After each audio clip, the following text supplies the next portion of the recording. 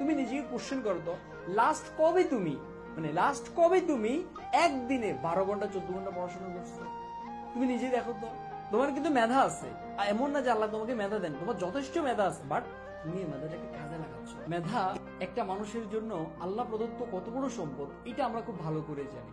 দেখো, তোমার কি মনে আছে ওই যে ছোটবেলায় তোমার আম্মু তোমার প্রাইভেট স্যারকে বলতো যে স্যার ওর মেধা খুব ভালো, ও পড়লে পড়া খুব মনে রাখতে পারে, কিন্তু ওর দুষ্টামির জন্য, ওর বান্দরামির জন্য, খেলাধুলার জন্য ও পড়ে না।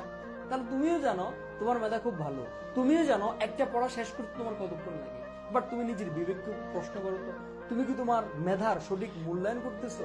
তুমি কি তোমার এই মেধাকে কাজে লাগাচ্ছ? কিন্তু উত্তর হচ্ছে না। দেখো, মেধা আল্লাহ প্রদত্ত কত বড় একটা নিয়ামত, কত বড় একটা সম্পদ, এটা আমরা খুব ভালো করেই জানি। মাথায় রাখবা, আল্লাহ সবাইকে সমান মেধা দেয় না, আমাদের প্রত্যেকের মেধা সমান না। আমার একটি স্কুল ফ্রেন্ড ছিল, মানে স্কুলের বন্ধু, আমরা দুইজন একসাথে মোটামুটি